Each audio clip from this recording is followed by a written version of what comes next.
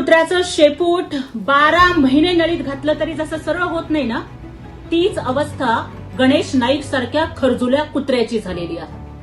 वारंवार फक्त एकनाथ शिंदे साहेब, डॉक्टर श्रीकांत शिंदे साहेब यांच्यावरती टीका करायची, याच्याशिवाय गणेश नाईकला दुसरा कुठला उद्योग धंदा राहिला नाही. गणेश नाईक आता तरी बाज या, नाहीतर नवी मुंबईत येऊन बाजार उठवला जाईल. गणेश नाईक तुमच्यासारखे 56 आले आणि गेले, पण एकनाथ शिंदे साहेबांच्या शिवसेनेच्या बालेकिल्ल्याची एक वीट सुद्धा ते ढासळू शकले नाही. तुम्ही काय कुणाला माझी करणार हो? तेव्हा तुम्हाला दोनदा पराभवाचं तोंड बघावं लागलं. एकदा तर मंदाताईंसारख्या एका महिलेनी तुमचा पराभव केला. एका बाईनं तुमच्यासारख्या पाजीला माझी केलं. अरे स्वतःच्या पोरांच्या नावापुढचं माझी तुम्ही काढू शकत नाही, तुम्ही काय कोणाला घरी बसवणार? तुमच्यासारख्या नवी मुंबई गिळंकृत करणाऱ्या डायनासॉरला नवी मुंबईची जनताच आता अस्ताला पाठवणार आहे. त्यामुळे गणेश नाईक, बंद करा हे धंदे.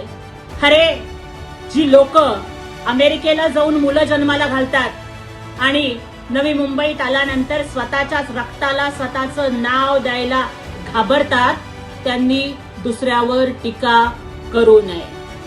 तुमचं हाऊस जरी वाईट असलं ना, तरी तुमचे धंदे किती काळे आहेत हे अवघ्या महाराष्ट्राला माहिती आहे. एकनाथ शिंदे साहेब जेवढे पांढरे शुभ्र कपडे घालतात ना, तेवढंच निष्कलंक त्यांचं चारित्र्य आहे आणि त्यांची सेवा सुद्धा तितकीच प्रामाणिक आहे.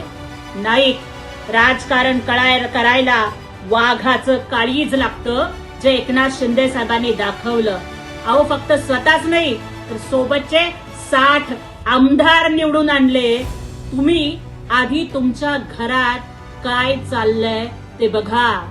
जो माणूस स्वतःचं घर सावरू शकत नाही, त्यांनी दुसऱ्यावरती टीका करण्याचा उद्योग करू नये. शेवटचं एवढंच सांगते, Ganesh Naik, if you are bad, remember Eknath Shinde साहेब इज युअर डॅड.